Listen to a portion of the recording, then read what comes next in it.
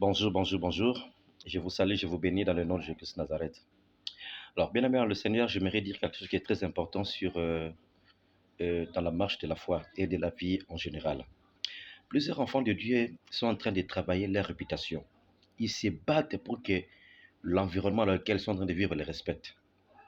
Ils se battent, ils se battent, ils se battent, ils se battent pour leur réputation. Quand j'ai compris ce principe, moi je n'ai pas de réputation. Ma réputation, c'est Jésus.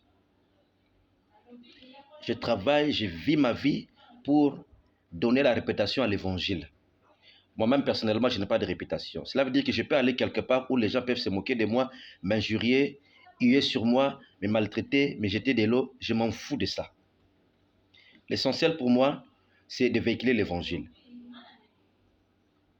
Parce que là où vous vous battez pour que les gens vous respectent, s'ils ne vous respectent pas, cela veut dire que vous serez frustré. Parce que vous êtes en train de rechercher votre propre gloire. En cherchant à ce que les gens vous respectent, vous cherchez à monter votre propre gloire. Et ça, c'est totalement mauvais. Totalement mauvais. La bonne approche est de partir là où Dieu a ouvert des portes pour vous. Parce que partout où vous irez, les portes ne seront pas totalement ouvertes. Il y a des contrées où Dieu lui-même a décidé, il vous a précédé, comme il a fait à Élie, il dit, va au torrent de Kérit, j'ai déjà envoyé au corbeau de te nourrir. D'accord? Donc il y a des choses comme ça qui se passent dans la vie. Le Seigneur vous a déjà précédé, il a envoyé ces anges gardiens pour vous précéder afin de baliser le chemin. Quand vous arrivez quelque part, les gens qui vous connaissaient, qui vous connaissaient même pas, ils vous acceptent facilement. Ils vous acceptent, ils vous acceptent, ils vous acceptent. Pourquoi? Parce que Dieu a approuvé et il a précédé vos pas. Et là, à ce moment-là, vous n'allez pas vous battre pour votre réputation parce qu'il a déjà préparé votre réputation.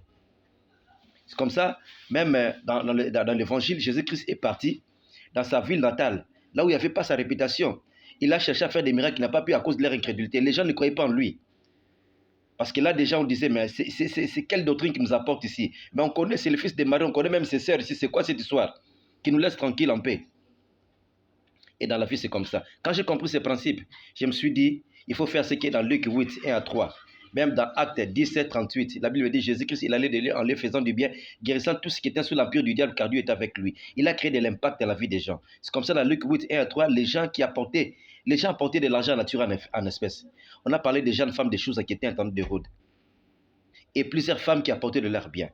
Pourquoi? Parce que le fait qu'il a créé de l'impact dans leur vie, ça crée une réputation dans leur cœur. Et partout où Jésus-Christ allait, les portes étaient ouvertes. Là où Dieu avait prédestiné les choses. Changez d'approche. Ne vous battez plus pour votre réputation. Non, là où les portes sont fermées, ne forcez pas.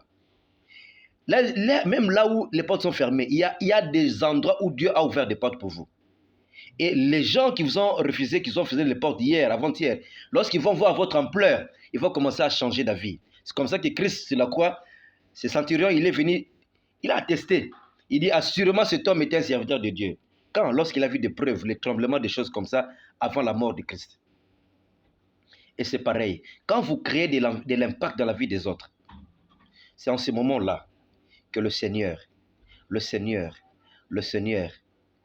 va créer aussi votre réputation. Cette parole que j'ai libérée, que cela puisse vous pénétrer dans l'ADN.